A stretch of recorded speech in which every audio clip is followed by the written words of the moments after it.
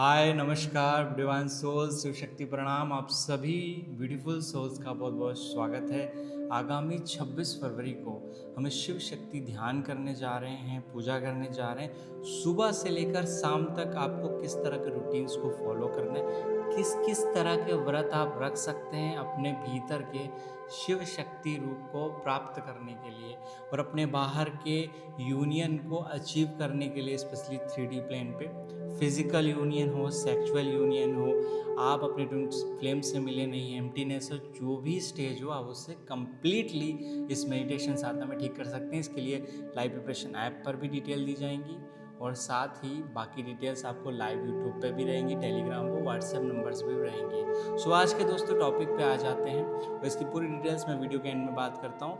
Topic बहुत ज़्यादा important है। अगर आप दोनों लोग ट्विन फ्लेम कनेक्शन में हैं और आप में से कोई भी पर्सन, चाहे वो आपके डीएम हो, आपसे बार बार कहें हमें फिजिकल होना है, क्या अब इस जर्नी में आपकी मैरिज हो गई है नहीं हुई है, डजेंट मैटर, तो क्या ये अलाउ करना चाहिए, ये इम्पॉर्टेंट है, क्यों इम्पॉर्टेंट है, अगर इम्पॉर्टेंट नहीं है तो क्यों नहीं इम्पॉर्टेंट है, इस पर हम चलिए आज की वीडियो में बात करते हैं। वीडियो को जल्दी शुरू करते हैं। अगर चैनल पर नए हैं, पहली बार मुझे देख रहे हैं, चैनल को सब्सक्राइब के साथ बेल आइकन अवश्य क्लिक कर लीजिए। नमस्कार ब्यूटीफुल सोल्स, आप सभी का बहुत बहुत स्वागत है। सो कल हम एक मेडिटेशन करने जा रहे हैं। इस मेडिटेशन में आप भी इनवाइटेड हैं। बेसिकली एक रूटीन आएगा कल सुबह, आप इस रूटीन को फॉलो करिएगा। उस इस रूटीन के अकॉर्डिंग अगर आप करेंगे, डेफिनेटली आपकी ट्विन फ्लेम जर्नी में जो भी ब्लॉकेज है वो डेफिनेटली दूर होंगे।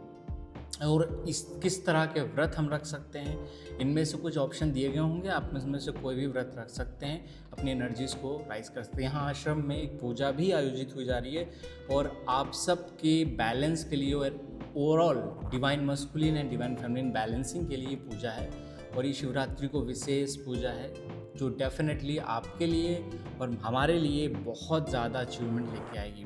और एक सवाल हम ले लेते हैं आज की वीडियो में, फिर हम कल का ये जो मेडिटेशन है जिसे आप ज्वाइन कर सकते हैं उसकी डिटेल आपको मिल जाएगी। ये सवाल दोस्तों पूजा का है। पूजा एक क्वेश्चन पूछ रही कि मेरे पार्टनर एक्चुअली बार बार फिजिकल होने के लिए कहते हैं, क्या इससे मेरी स्पिरिचुअल ग्रोथ पे या आप जो मेडिटेशन कर रहे हैं या फिर आपकी अवेकनिंग हुई है उस पर कुछ असर पड़ेगा? क्या वो ट्विन फ्लेम है, बस इसी कारण से हम इस चीज़ को अलाउ कर सकते हैं कि नहीं? दोस्तों, ट्विन फ्लेम जर्नी डेफिनेटली सब तरीके से आपको संपूर्ण करती है। जहाँ तक रही अल्टीमेसी की बात, फिजिकल अल्टीमेसी की बात, वो भी इसी में आती है। बिकॉज एक वर्ल्ड है इसमें जिसे हम कहते हैं रमन करना। शिव पुराण आप पढ़ते हैं, शिव कथा आप पढ़ते हैं, जब शिव पार्वती का मिलन होता है तो भगवान शिव और माँ पार्वती का रमन हजारों सालों तक चलता रहता है। रमन मतलब एक लीला है, एक फिजिकल यूनियन है।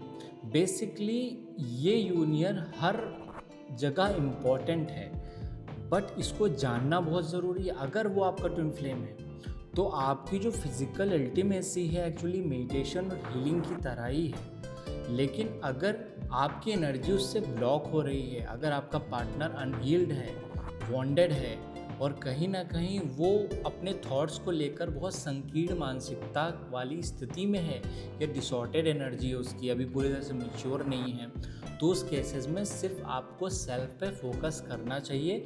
अगर ऐसी स्थिति नहीं है, अगर पार्टनर की एनर्जीज ठीक हैं, तो फिजिकल होने में, क्योंकि वही आपके सब कुछ है, मैरिज हो गई है, all the things is same, तो उसमें कोई दिक्कत नहीं। इससे आपकी एनर्जीज का राइज होता है, आपका ऑरा बैलेंस होता है, आप स्पिरिचुअल ग्रोथ कर पाते हैं, अपने करियर पे फोकस कर पाते हैं। जितनी भी तरह के ब्लॉकेजेस होते हैं रिलेटेड योर हार्ट चक्रा, विशुद्धि चक्र, थर्ड आई इम्बैलेंस होती है, आपका फोकस नहीं लग रहा होता है, इन सब चीज़ों में आप अपने आप को बैलेंस कर पाते हैं।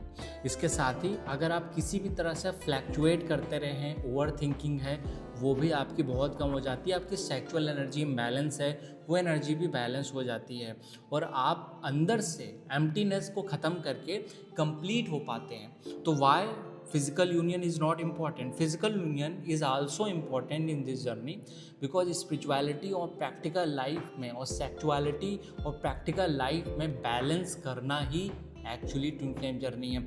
अगर हम इस वर्ल्ड में 3D वर्ल्ड में आए हैं तो ये चीज़ें बहुत इम्पॉर्टेंट हैं। जिन माध्यम से आप आए हैं, जिन गतिविधियों, जिन ओवरऑल पूजा से, जिन हायर वाइब्रेशन के थ्रू आपने इस पर्टिकुलर वर्ल्ड में जन्म लिया है, वो सारी चीज़ें बहुत इंपॉर्टेंट होती है। वो एक फिजिकल एक्टिविटी नहीं, एक स्पिरिचुअल एक्ट होता है, एक सैक्रेड यूनियन होता है। और अगर आपकी मैरिज हो गई है तब सिचुएशन डिफरेंट होती है, आप ऐसा नहीं कर सकते। आपकी भी एक एथिकल मॉरल वैल्यूज़ हैं और उसको लेकर अगर आपके पार्टनर और आपके बीच कोई रिलेशन नहीं है, सेपरेशन हो गया है, देन ठीक है, वो चीज़ें बैलेंस है। लेकिन अगर आप कार्मिक बने हुए हैं, आपके लाइफ में सोलमेट है, आपकी उनसे मैरिज हुई है, तो उनके साथ रहना बहुत इंपॉर्टेंट है। बिकॉज उस केस में आप ऐसा करने पे कर्मा क्रिएट करेंगे और आपकी एनर्जी डिसऑर्डेड हो जाएगी और इससे आपकी इमोशनल मेंटल पीस पे बहुत असर पड़ेगा। ऐसे केस में आपको ये चीज़ें नहीं करनी चाहिए। बिकॉज इसके पीछे रीज़न है, आप जितने भी लोगों से फिजिकली, इमोशनली, मेंटली कनेक्ट होते हैं और आपकी एक्चुअली एनर्जी वहाँ कॉर्ड के थ्रू जुड़ जाती है। अभी कुछ दिनों पहले हमने कॉर्ड कटिंग मेडिटेशन किया होगा, आप में से काफ़ी सारे लोग आए थे और उससे काफ़ी अच्छा इम्प्रूवमेंट आपको मिला होगा। अगर जो भी लोग कंप्लीट मेडिटेशन नहीं कर पाए, एक बार फिर से ट्राई करिएगा, उससे बहुत बैलेंस आएगा। जितने भी लोगों से कॉर्ड कनेक्टेड है, फिजिकल कॉर्ड है, इमोशनल कॉर्ड है, या कोई भी मन में बात उस पर्सन से रिलेटेड बार बार आपको याद आती है, तो कॉर्ड कटिंग मेडिटेशन इंपॉर्टेंट है, चाहे वो आपके ट्विन फ्लेम ही क्यों ना हो। इससे आप उनके वॉन्डेड साइड को एक्सेप्ट करना टोटली बंद कर देते हैं। इससे आप अपने करियर से लेकर अपनी इमोशनल स्टेज सब में ही बैलेंस महसूस करते हैं। और अगर फिजिकल कनेक्शन बना है, वो एक्चुअली इनडायरेक्टली मैरिज ही होता है।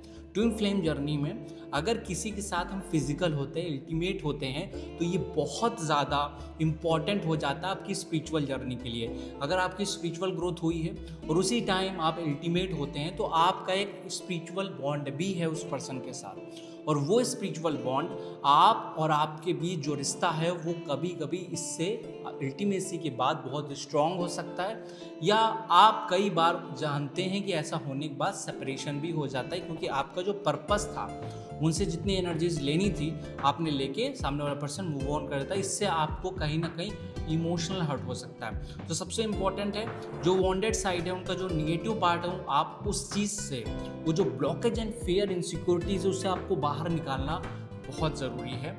अगर आप इस जर्नी को कंप्लीट करना चाहते हो, आप दोनों के इंडिविजुअल पर्पस को पहचानिए और इस चीज़ को भी इम्पोर्टेंट दीजिए, उतना ही इम्पोर्टेंट आप अपनी पर्सनल ग्रोथ को और सेल्फ लव को भी दीजिए। उसके बाद आप खुद समझ जाएंगे ये चीज़ करनी सही है इस रिलेशनशिप में आपके लिए कि नहीं।